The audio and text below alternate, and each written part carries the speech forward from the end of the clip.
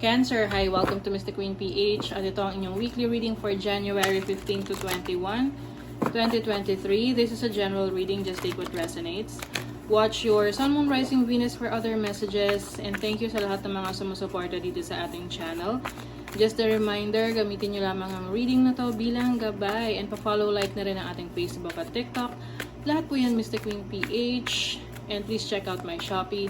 Available ang mga protection and prosperity items, bracelets, zodiac sign bracelets, and many more. Link on the description. Okay, let's see Cancer. Ano yung energies for you this week? For Cancer, you have the Knight of Wands. This is going with the flow, no? Maaring marami ka ring activities ngayong week na to. Travel. You also have the Queen of Pentacles, which is focusing on your money, your resources. You also have the Two of Cups. Yung iba, meron kayong business partnership na papasukin. Pwedeng ang kasama nyo rito ay isang mahal sa buhay or romantic partner.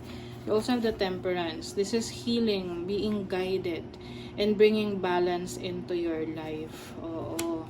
So, maari kasing ito yung, meron kayong hinahabol or naghahabol kayo.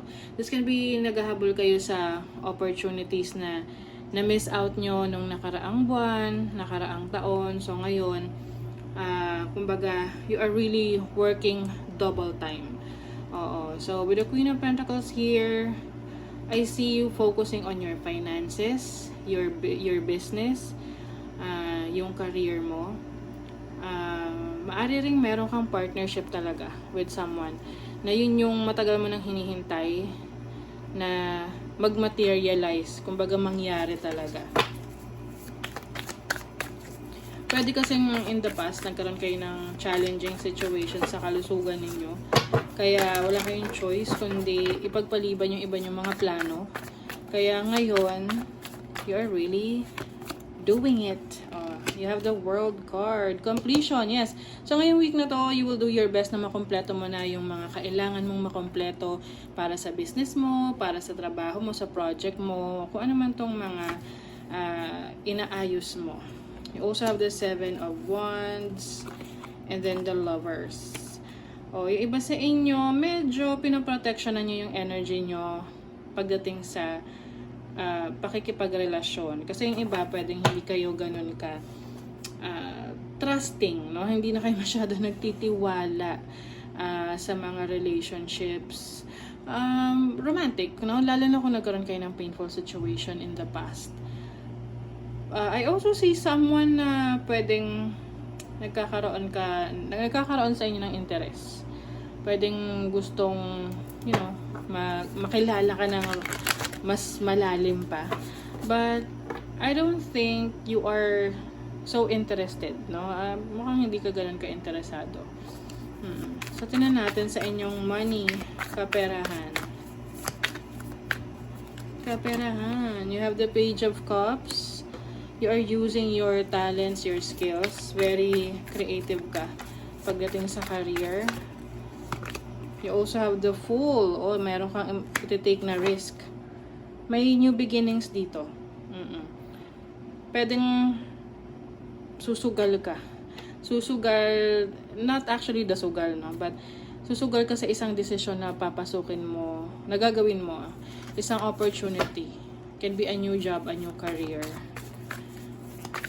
or a new business, na kung saan nandun talaga yung passion mo. Tapos, you will do it.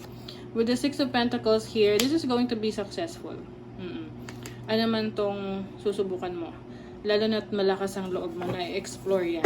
And eventually, you will see the fruits of your labor. And someone is also willing to help you. Meron dyan na handang tumulong sa'yo, mag-mentor sa'yo, magbigay ng advice. Pwede rin tong financial aid, no? Yung tipong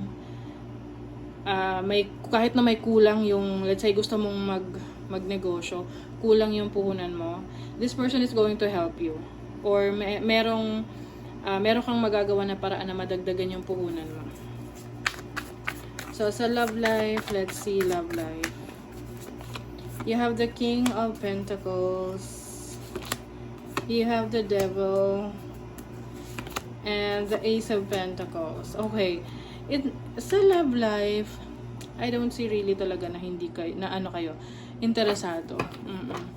You're more of a, parang, papasok kayo sa relationship kung itong person na to ay merong benefits.